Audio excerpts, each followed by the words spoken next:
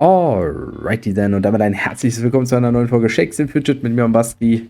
Eigentlich sollte ein ganz anderes Video kommen am Wochenende, aber ich habe am Freitagnacht, als es geplant war aufzunehmen, die Emma beruhigt und anscheinend ist es öfter, mir ist es auch schon öfter passiert, dass wenn man das Kind eigentlich zum Schlafen bringen will, man selber dann derjenige ist, der einschläft, zumindest wenn wir im gleichen Bett schlafen und das ist dann halt tatsächlich auch passiert und deshalb ist dieses Video nicht entstanden. Wir machen jetzt ein bisschen was Spontanes, denn diese Event-Kombination, die ist eigentlich recht interessant. Klar habe ich das auch bei Dorsa gesehen, aber ich habe mir das eigentlich noch nie so selber zunutze gemacht oder versucht zunutze zu machen, denn klar, wir haben Pilzaktion, wir haben das Epic-Event, ne, das ist so jetzt erstmal das ganz klassische, ja.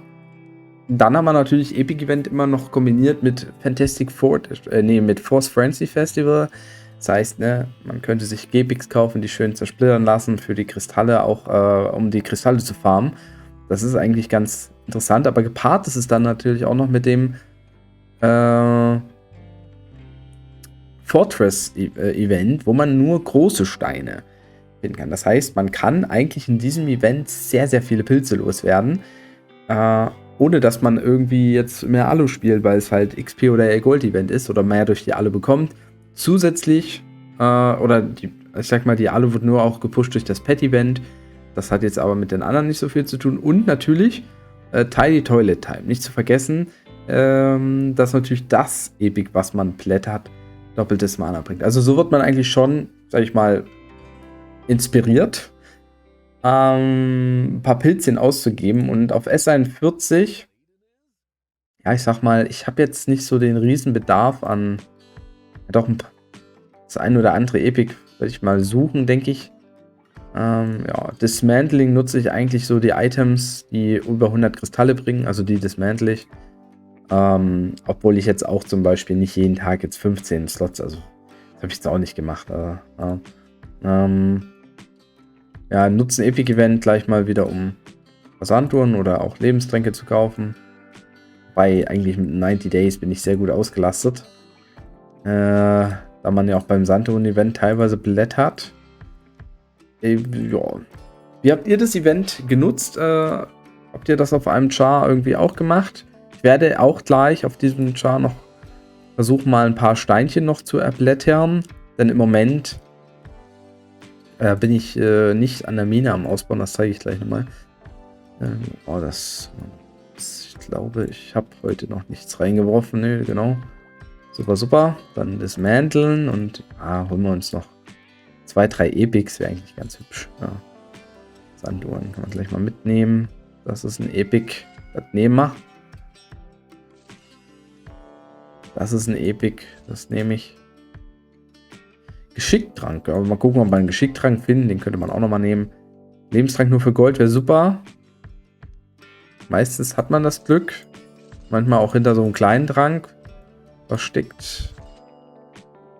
So. Oh, nur für Gold. Okay, nehme ich natürlich. Das nehme ich ganz klar an mich. Vielleicht nochmal im Waffenladen fix schauen. Was Cooles drin haben. Na, ich glaube nicht. Was habe ich hier eigentlich? Aha. Können wir auch dismanteln.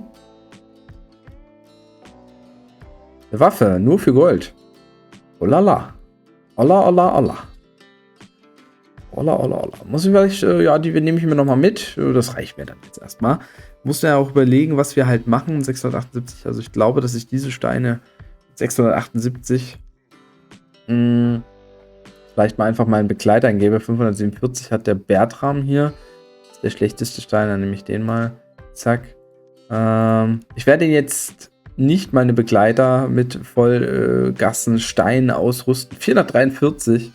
Gott, das ist sehr schlecht. Das nehme ich mal mit rein. Aber dadurch, dass ich in der Festung jetzt aktuell die Gem Mine nicht weiter ausbaue, weil ich halt auch mal die Treasury jetzt hoch haben wollte und auch ein paar andere Gebäude noch nachziehen will. Auch die Smithy muss ich hochballern, weil es ist gar nicht mehr so einfach, gute Gegner zu finden. Also klar, den habe ich gefunden, sehr gut. Aber das ist jetzt nicht immer der Fall. Ich meine, ich habe auch viele Ressourcen, also das stört mich jetzt nicht so. Dadurch, dass ich sie aber gerade nicht hochziehe, könnte man das halt mal nutzen und sagen, ja, Gemmine, wir searchen mal für große Gems, ja.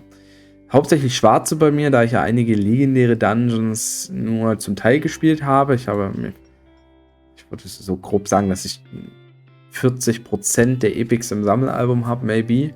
30-40% so maximal. Das ist natürlich nicht die optimale Chance. Aber das Skippen ist halt die Sache. Oh, ja, okay. Man kann auch Glücksstein finden, ja. Also auch möglich.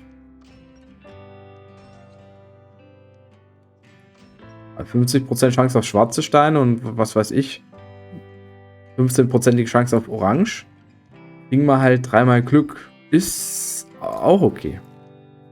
Also ich mache das jetzt noch 3-mal. Wenn ich jetzt nochmal 3-mal rot erwische. Vielleicht, ich hätte mir die Steine alle angucken sollen. Vielleicht war das ein legendärer Gem. Aber einfach nur mal, okay. Einfach falsch gefärbt. Hätte ich vielleicht gedacht. 679, da können wir auch nochmal gucken, ob wir vielleicht einen verbessern wollen. Bei der Kundentunte sollten eigentlich relativ aktuelle Steine dabei sein. 593. 679. Genau, das ist eigentlich ganz interessant, dass man das dann mal machen kann. Zumindest auch für die Begleiter wird das ganz interessant. Ja, die Steine nehmen wir mit, ganz klar.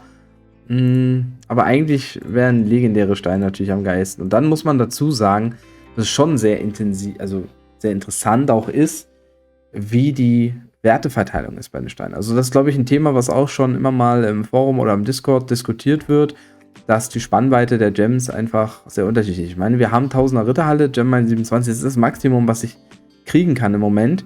Ich habe jetzt 2 Steine mit 715 bekommen, okay. 755 ist das Maximum. Ja. Anscheinend hier bei Schwarz. Oh, das ist nice. Oh, 1072. Halleluja. Okay, der ist richtig stark. Der ist mega, mega, mega mäßig.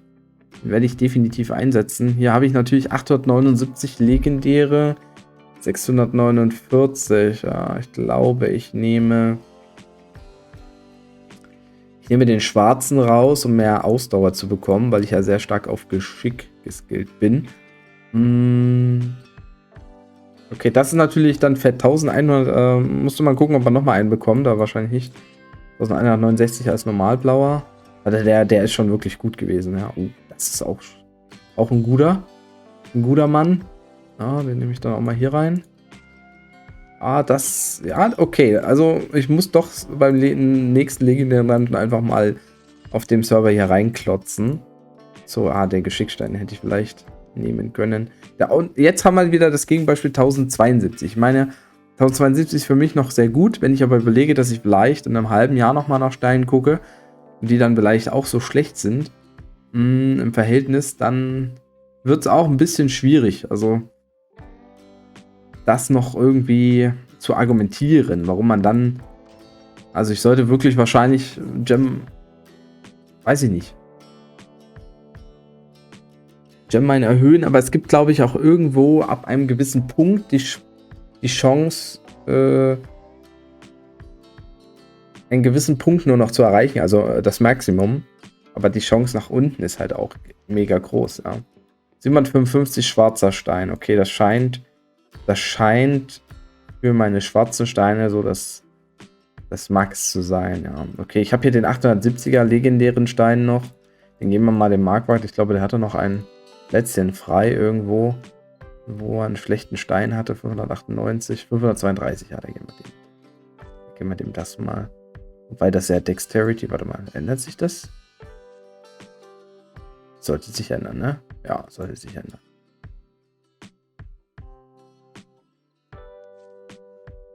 Ja, okay. War mir gerade ein bisschen unsicher, weil ich das jetzt so lange nicht gemacht habe. Aber, ja, das ändert sich, glaube ich, eben mit dem Charn. Dauernd wäre natürlich zu krass, wenn ich das nicht geändert hätte. Also, es ist auf jeden Fall interessant, nur die Frage ist, wie lange oder wann lohnt sich das? Und für mich hat es sich natürlich erstmal noch gelohnt. Aber irgendwann, wenn sich dann nur noch die Items verbessern, ist es wahrscheinlich eher so, dass man dann die Steine eher zerlegt. Also aus den Items Haus wieder zerlegt und nicht neu blättert. Also könnte ich mir auf jeden Fall vorstellen. Ich bin noch nicht an dem Punkt, aber es lässt verlauten, ja. So, und ich bin gefragt worden, warum ich eine Class Cannon mache. Keine Ahnung, ich bin sehr schadensfixiert. Obwohl ich jetzt eigentlich auch keine wirklichen Dungeon Tries oder irgendwas mache. Ich skill einfach nur. Ich habe mir gesagt, ich will auf jeden Fall 20.000 Skills haben, um dann nochmal Ausdauer ein bisschen nachzuskillen. Ich glaube, dann gehe ich auf 9.000 oder 10.000, schauen wir mal. Aber, ich sag mal, für mich ist Schaden schon overall. Eigentlich bin ich so ein richtiger Magier-Assassine, kann man so sagen. Also natürlich habe ich nicht den meisten Schaden. Oder den größten Schaden. Zumindest nicht im Char. Aber ich mag es halt ganz gerne, wenn man selber mehr Schaden verteilt. Ja. Man kann jetzt mal einen kleinen Hasch machen auf Zeus in der Lichtwelt. Ne? Klar, in der Schattenwelt ist es ein großes Thema für die High-Level-Chars oder für die alten Chars. Den zu besiegen. Ich bin im Licht-Dungeon dran und ja,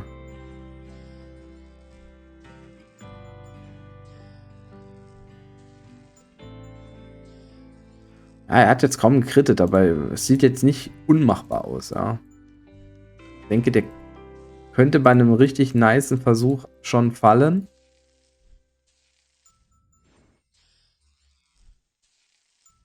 Also ein richtig nicer Versuch bedeutet, ich kritte permanent, er krittet nicht. Und wenn ich kritte, habe ich auch einen guten Damage. Okay, das wird schon mal nichts, weil er zweimal gekrittet hat, das dreimal gekrittet. Okay. Nope.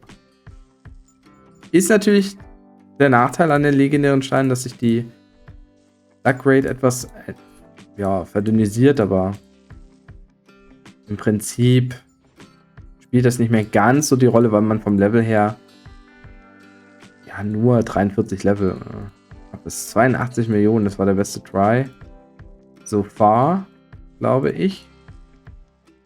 Ich hätte das jetzt auch wieder natürlich simulieren können, aber ich will es mir High Life angucken. Und ich war jetzt sehr pilzsparend gewesen in dem Monat. 126, 105. Ich würde noch die 18 Versuche einfach mal machen.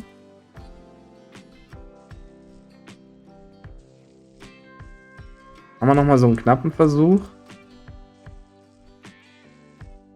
100 Millionen. Das sind im Prinzip, wir haben gesehen, dass ein Crit 50, 60 Millionen sein kann. Also bei 100 Millionen, bei 80 Millionen Left sind es vielleicht nur 2 Crits gewesen, die gefehlt haben oder die zu wenig Schaden gemacht haben. Das sieht auf den ersten Blick machbar aus, aber nochmal einen knappen Versuch, den wir uns mal angucken können. 108. Oh, 74, ich habe ihn weggemacht. Ach, Gottes Willen. 74 Millionen war der beste Try dieser Session. Verdammt ich noch. Okay. So, wie sieht's hier aus? Es ist immer so viel offen. Ich weiß immer gar nicht mehr, wen ich zuletzt attestiert habe. Ich glaube, Joffrey war für mich einer, wo ich sagte, der könnte vielleicht fallen. Ich glaube, nur im Hämoridor, okay, weil es ein Stärkegegner ist. Der sollte eigentlich fallen können. Und das ist auch ein Stärkegegner, der Gentle Giant. Der sollte dann vielleicht auch fallen. Aber ich denke mal, das gucken wir uns mal im nächsten Part an irgendwann. Ist 41, wenn es wieder heißt Shakes and Fidget. Ich hoffe, der Part hat euch gefallen. Ich wünsche euch noch einen schönen Sonntag. Könnt mir gerne ein Like da lassen, wenn ihr wollt. Würde ich mich freuen. Dann würde ich erstmal sagen, haut rein, macht Tschüss und Servus, weil Emma wird vielleicht gleich wach.